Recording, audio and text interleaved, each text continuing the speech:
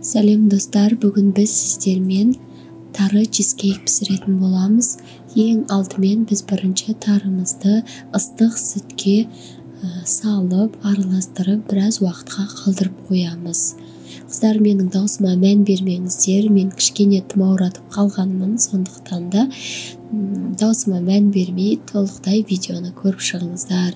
Және де маған подписация етілмеген болсаңыздар, төмендегі подписация батырмасын басып, маған тіркеліп кетіңіздер. Және де видеоны соңына дейін қарауларыңызды сұраймын. Содан соң біз осылай ыдысымызға бірінші қамырымызды жасап аламыз. Барлық өлшемдерін мен сіздерге описание бөлімінде қалдырып кетемін.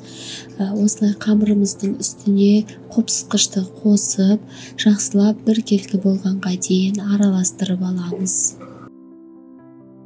Енді үстінен бөлме температурасында еріген майларымызды қосып, араластырып, крошка жасаймыз. Қыздар, маған лайк басып, комментарий жазуды ұмытпаңыздар. Сұрақтарыңыз болып жатса, астында комментарийға жазсаңыздар болады. Мен барлықтарыңызға жауап беремін. Видеоны соңына дейін қарап, тіркелмеген болсаңыздар, тіркеліп кетіңіздер. Алда әлі де көптеген пайдалы және де қызықты рецепттермен бөлісетін боламын сіздермен. Сондықтан да төмендегі колокольчикті басып, маған тіркеліп кетіңіздер.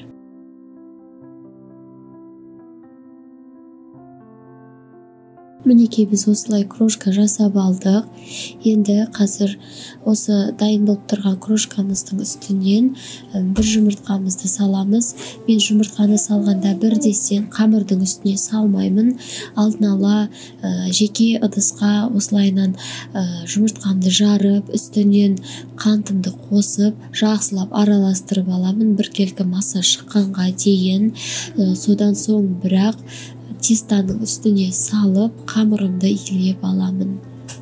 Осылай ыңғайлырақ болады, және де қанттары қамырдың ортасында жүріп қалмайды. Осылай жасап алатын болсаңыздар, қанты еріп, жақсы араласатын болады.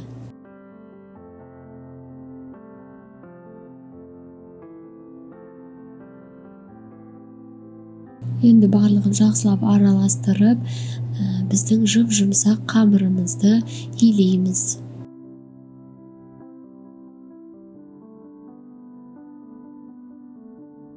Мінекей, осындай қамыр шықты бізде. Енді осы жұмсақтығын видеода көрсетіп тұрмын, және де осыны алып, қазір біз тоңазытқышқа жарты сағатқа салып қоямыз. Енді біз тоңазытқыштан шыққанға дейін салмамызды дайындаймыз. Ол үшін бізге 20% дүкеннің қаймағы керек. Қаймағымызды ыдысымызға салып, қалған ингредиенттерді де үстіне қосып, жақсылап араластырып, біздің сметаниктің, яғни чизкейктің салмасын дайындаймыз.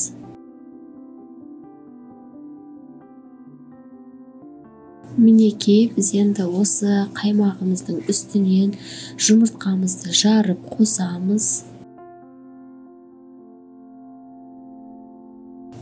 Содан соң қантымызды саламыз. Енді осы салып жатқаным, қыздар, бізде крахмал қосуды ұмытпаңыздар, өйткені сіздердің салмаларыңызды жақсы ұстап тұратын ол бізде крахмал болғандықтан қосуды ұмытып кетпеңіздер.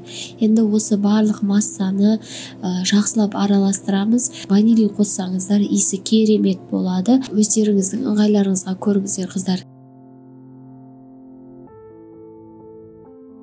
Барлығын жақсылап араластырып алыңыздар, ешқандай ішінде түйіршіктері қалып кетпесін. Одан кейін біз үстіне алдын ала қойып қойған тарымызды қазір салатын боламыз.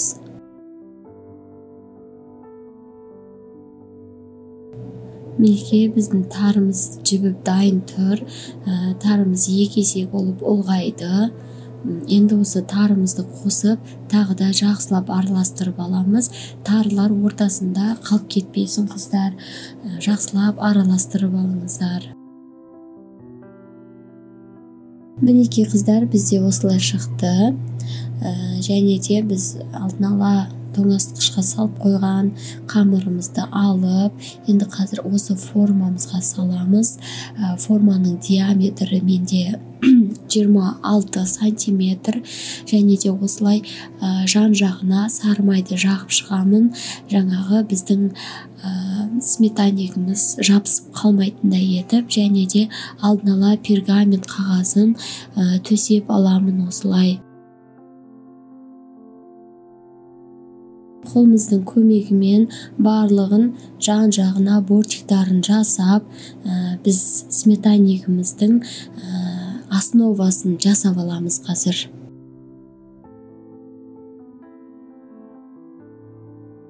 Содан соң біз осылай вилкамыздың көмегімен астындағы қамырымызды тесіп шығамыз. Ол бізге қамырымыз көтеріліп кетпес үшін керек. Сондықтан да міндетті түрде ұмытпастан осылай вилканың көмегімен тесіп шығыңыздар.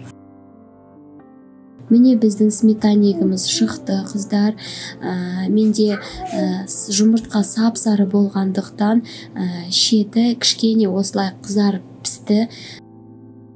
Рецептім бойынша жасап көруге сіздерге кеңес беремін. Барлықтарыңызға ас болсын, қыздар. Және де сіздерге менің видеом ұнаған болса, лайк басып, маған тіркеліп кетуді ұмытпаңыздар. Барлықтарыңызға ас болсын, сау болыңыздар.